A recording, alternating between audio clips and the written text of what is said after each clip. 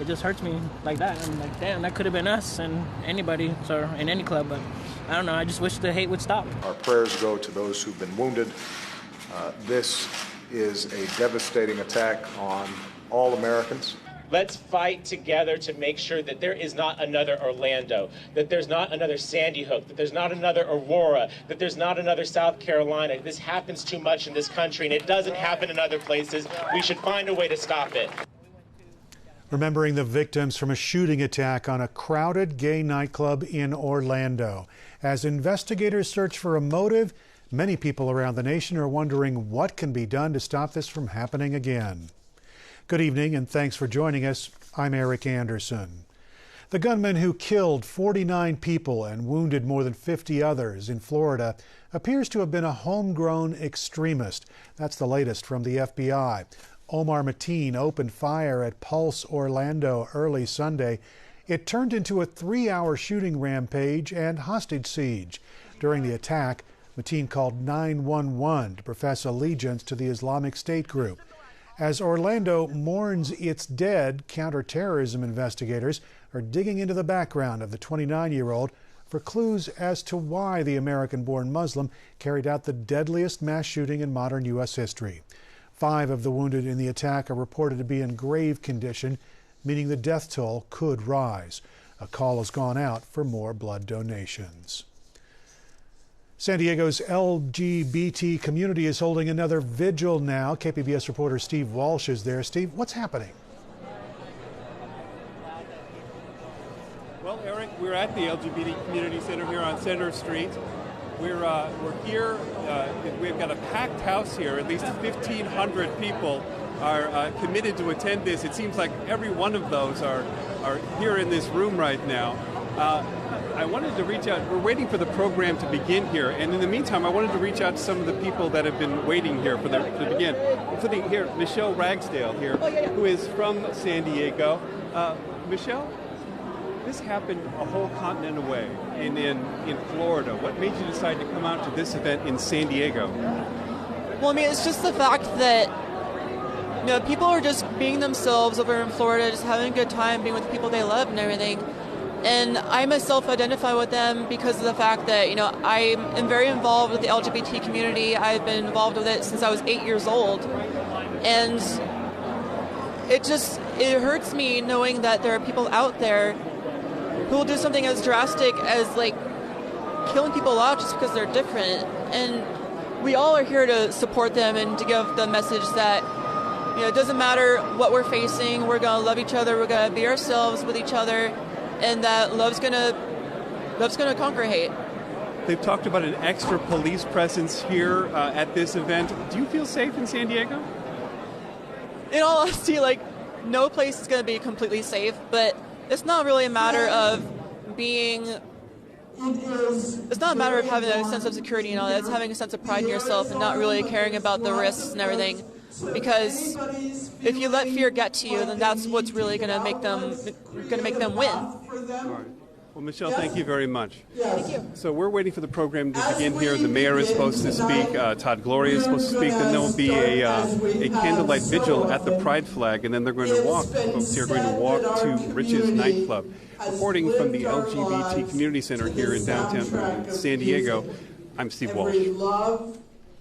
Now, last night, hundreds of people gathered at the Pride flag in Hillcrest. They were there for a candlelight vigil. San Diego City Councilman Todd Gloria said LGBT people know they live in a world that's not always safe for them. But Gloria says the city is doing everything it can to protect their community. I want to make sure that people understand that the city of San Diego is taking this incredibly seriously. I've spent most of the day on the phone with our local law enforcement, including San Diego Police Department. You'll see additional visibility here in Hillcrest tonight. We want folks to feel safe. I think a lot of people want to go to the bars tonight. They want to be present in the community, not let the bad guys win. We want them to know that they're safe in doing that, and I appreciate the additional presence that we have for SDPD, both tonight, tomorrow, and I think in the days ahead, particularly leading up to our Pride Festival. That Pride Festival begins the weekend of July 15th. Many people at the vigil last night said they attended to show solidarity with Orlando and to stay strong in the face of terrorism. The shooting in Orlando has raised questions about the security at the LGBT establishments here in San Diego. KPBS reporter Taryn Mento tells us city officials met today with Hillcrest business owners and organizations to talk about safety. After Normal Heights resident Jacob Fortes heard the news about the shooting in Orlando, he says he lost his sense of safety in a community that has brought him comfort since he came out more than a decade ago. Now, like that, I was even saying, like, oh no, now in the clubs, are they going to be patting us down before we go in? You know, any club, not just in Hillcrest, but San Diego, just all clubs in general, pat us down before we go in. And I'm like, dang, the safety's gone like that. I thought I had safety in this neighborhood at least. To address concerns like Fortes's, city and police officials met today with Hillcrest business owners and organizations to talk security in the wake of what appears to be a targeted attack on the LGBT community in Florida. Hillcrest Brewing Company general manager and partner Joey Arruda attended the meeting that included Mayor Kevin Faulconer and Police Chief Shelley Zimmerman and says he walked away feeling safer. They just wanted everybody to know that there's going to be beefed up presence around town. You'll be seeing a lot more of them. Arruda says police officials did not share specific details about their operations, but says the department plans to boost its presence during a vigil in the area tonight and also during big upcoming events like the All-Star Game, Comic-Con, and the San Diego Pride Parade. All three of the large events take place next month. Taryn Mento, KPBS News. President Barack Obama says Saturday's shooting is being treated as a terrorist investigation. The Islamic State in Syria has claimed responsibility, but Obama says there is no clear evidence that the shooter was directed by the Islamic State. It does appear that at the last minute he announced allegiance to ISIL, but there is no evidence so far that he was in fact directed by ISIL, and there also at this stage is no direct evidence that he was part of a larger plot. The president says investigators are still looking into the motivations of the shooter, including the fact that the shooting took place at a gay venue. Obama spoke in the Oval Office after getting briefed on the investigation by FBI Director James Comey and other officials. Democratic presidential candidate Hillary Clinton says regardless of whether the shooter had direct contact with terrorist organizations, the man still carried out their goals. Part of their strategy is to radicalize individuals and encourage attacks against the United States, even if they are not coordinated with ISIS leadership. Clinton also says the targeting of a gay nightclub strikes at the heart of what it means to live in the United States. Apparently consumed by rage against LGBT Americans, and by extension, the openness and diversity that defines our American way of life. Presumptive GOP presidential nominee Donald Trump echoed that sentiment, calling the shooting a strike at the heart and soul of who we are as a nation. He also reiterated his calls for an immigration ban for Muslims. I called for a ban after San Bernardino and was met with great scorn and anger. But now, many years, and I have to say many years, but many are saying that I was right to do so. And although the pause is temporary, we must find out what is going on. We have to do it. It will be lifted, this ban, when and as a nation we're in a position to properly and perfectly screen these people coming into our country. They're pouring in, and we don't know what we're doing. During his comments, Trump said the shooter was born in Afghanistan. He was actually born in New York City. Trump said in an interview on Fox News Channel this morning that when it comes to fighting terrorism, the president either doesn't get it or he gets it better than anybody understands. He called on Barack Obama to resign. San Diego Muslim community leaders are denouncing the mass shooting in Orlando. They're saying that the violence has nothing to do with Islam. Hate is never accepted. And we will stand together with our LGBTQ communities as well as any other community that might be targeted. The Council on American Islamic Relations has urged local Muslims to donate blood in solidarity with Orlando and to keep the victims in their prayers during this holy month of Ramadan. Local mosques are bracing for any threats against Muslims that could come in the days ahead. The Orlando shooting has reignited the debate over stricter gun control laws. Michael Schwartz is executive director of the San Diego County Gun Owners PAC. His group expressed sympathy for the victims and has offered gun safety lessons to the LGBT community. He says stricter gun laws would not solve the problem of mass shootings. If people choose to protect themselves in that manner, if they go through a background check and they go through the proper training and they choose to carry a firearm for self-protection, I think that they should be able to, and we should remove hurdles to enable them to do that. Ron Marcus from the San Diego chapter of the Brady campaign disagrees. The gun control advocate says there are ways to regulate guns without violating the Second Amendment. We need to have better controls than we have, much like children's toys, which have a litany of regulations. Car safety, litany of regulations. We take those for granted today. They keep us much safer than we used to be, and we're not even close when it comes to regulation and safety for gun use. Marcus says he expects the issue of guns and gun rights to continue through the election season. Many survivors walked out of the Pulse nightclub with more than bullet wounds. Fear and trauma from the horrors witnessed inside the club may be difficult to erase. Counselor David Peters says therapy and support from the American community may be critical in helping them heal. If you're a victim of such violence, and it's a violence that's due to prejudice, if the greater community ignores you, then you really get double the trauma. And so I think we're seeing some good things happen with community leaders standing up and speaking out against this and aligning themselves in favor of those who were so terribly wounded. The attack happened during LGBT Pride Month. Peters says Pride celebrations may provide opportunities for people to voice support for the LGBT community during this difficult time. Our ongoing coverage of the Orlando shooting continues online at kpbs.org and on the air with the PBS NewsHour. How do intelligence and law enforcement agencies investigate and prevent domestic terror attacks like the Orlando shooting?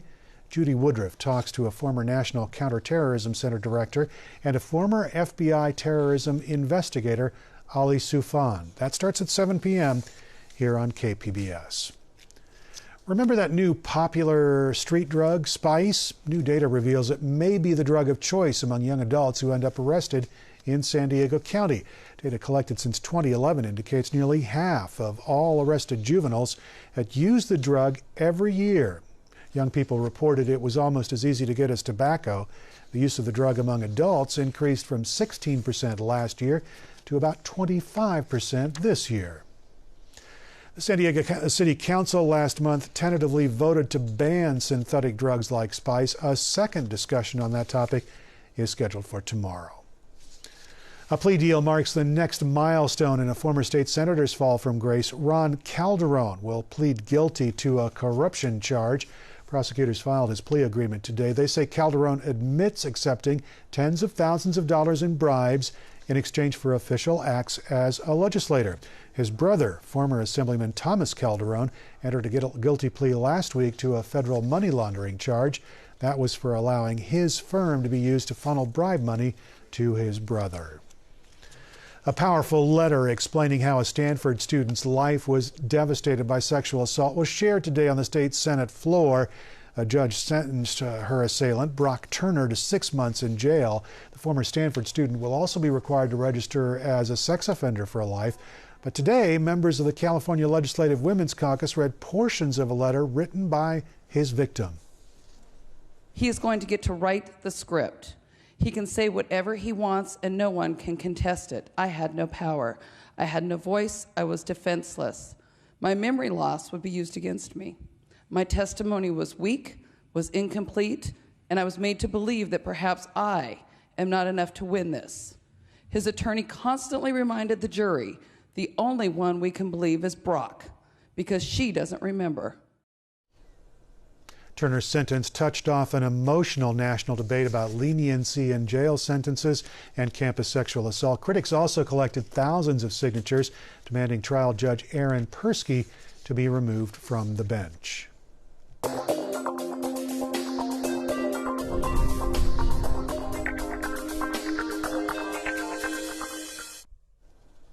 New figures show that San Diego Gas and Electric has a record 35% of its power coming from clean sources like solar and wind energy. Ingrid Lobet with our partner iNewsSource has the latest news in numbers, facts from the public data. 35% of electricity from San Diego's utility came from clean sources last year. That was a record for SDG&E or for any investor-owned utility in California. 18% of the power mix last year came from solar, 15% came from wind, but the majority of its electricity came from burning natural gas. The gas is drilled in Texas and New Mexico and brought to Southern California via pipelines. It's burned in power plants like Encina, Palomar, and Otay Mesa. Solar is the fastest rising part of the power mix, and this graph doesn't even include the 600 megawatts of solar electric power people are making on their own roofs in SDG&E territory, which includes southern Orange County. The new figures also put the company ahead of state requirements. 1/3 of power has to be from renewables by 2020. Ingrid Lobet with KPBS partner iNewsSource.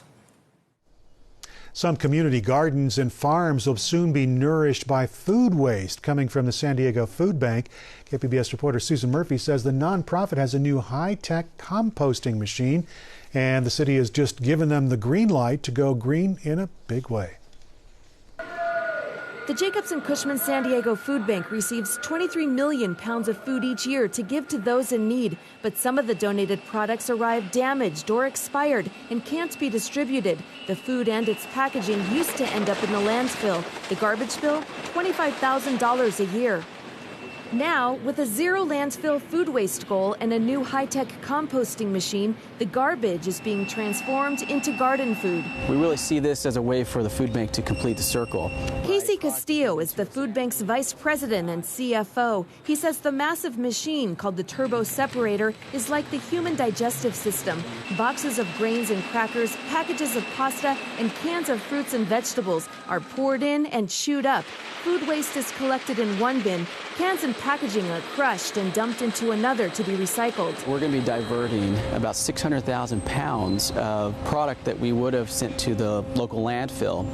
Now we'll be able to send out to local community gardens and farms. The first batch of compost has been tested, approved, and it's ready for distribution. One recipient will be the Mount Hope Community Garden. Diane Moss started the garden 5 years ago to help people with food security and nutrition education. And we will use this compost to augment the soil and make that available to the people who are growing food here at the gardens. The composting system is the latest stage in the food bank's sustainability plan, which already includes a solar array and LED lighting. Susan Murphy, KPBS News. Pretty nice mild day around San Diego County today. Steph Davis says that we can expect some clouds in the forecast, but no rain in the near future. We'll look at tonight's KPBS weather report now.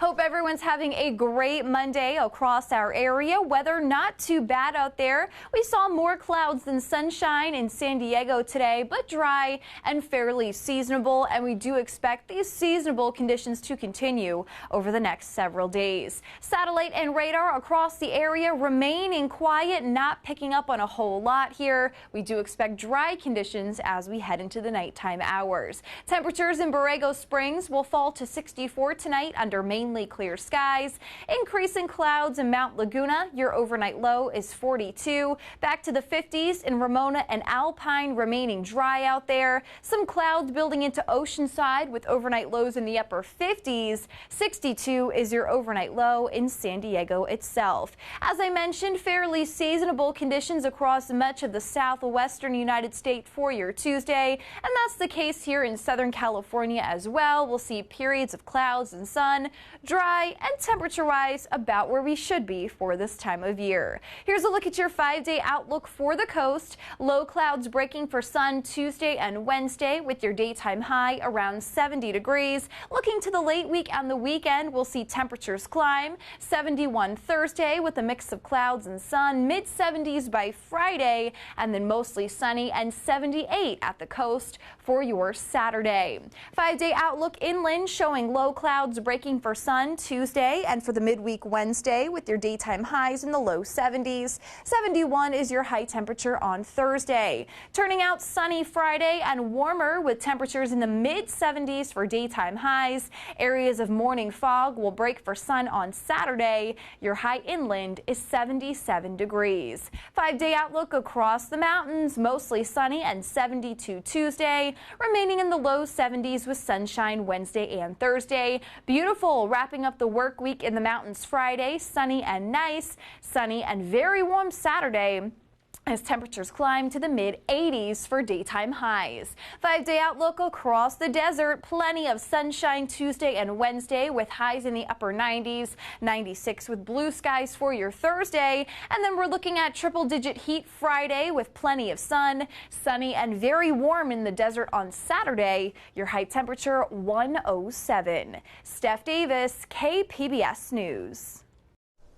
Harriet Tubman's coming debut on the $20 bill, just half the good news in an upstate New York community where the Underground Railroad conductor settled down. Associated Press reporter Michael Hill says a long-sought National Historical Park honoring Tubman could officially be established later this summer. Divine intervention. Harriet Tubman's hometown is happy her portrait will debut on the $20 bill, but that's just half of it. The Harriet Tubman National Historical Park in upstate New York could become a reality as early as this summer. Her relatives say it's about time the Underground Railroad conductor is being recognized. It's been a long time coming, but at last it's here. Tubman lived on the outskirts of Auburn for 5 decades after the Civil War. She worshiped here, died here, and is buried here. Tubman helped family members, including her brothers, escape from Maryland. Some settled in the area. Great-great-grandniece Judith Bryant lives in a house built by one of Tubman's nephews. Bryant was born decades after Tubman's death in 1913, but she respects Tubman in a way few can. I wouldn't be here if she had not rescued my great-grandfather. I wouldn't be in Auburn, New York. I wouldn't be in this house. I would not be who I am. The National Historical Park would include her old home, a home for the aged, and a nearby church. With Harriet, the national recognition is catching up with what we feel in our hearts about Harriet. The sale of the church to the Parks Department needs to be completed before the park can be established. A design for the Tubman 20 could be released in 4 years. To Bryant, it's still unreal. Until I see a $20 bill with her picture on it in my hand, and whether I want to spend any of them or not, I don't know. I'm waiting for samples. An iconic American, receiving rare honors more than a century after her death. Michael Hill, Associated Press, Auburn, New York. San Diego scientists have discovered the largest planet to orbit 2 stars, and it's in a galaxy that's far, far away. Now, astronomers at San Diego State University and NASA's Goddard Space Flight Center found the Tatooine-like planet nearly 3,700 light years away.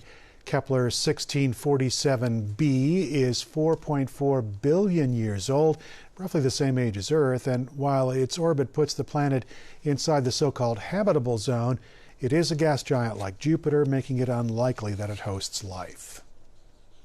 I'm Judy Woodruff on the next News Hour, the latest twists and turns from the presidential campaign trail with our Politics Monday team of Amy Walter and Tamara Keith. That's here on the PBS News Hour. The rainbow flag, a symbol of unity in the LGBT community, flies outside of the state capitol. Members of the legislature took a moment of silence this morning for the lives lost in the attack on Orlando. Lawmakers then read the names of the 49 people who were killed in Sunday's shooting. Happening now, San Diego is standing with Orlando, united against hate. KPBS reporter Steve Walsh joins us live from the Vigil in Hillcrest. Steve, what's going on there now?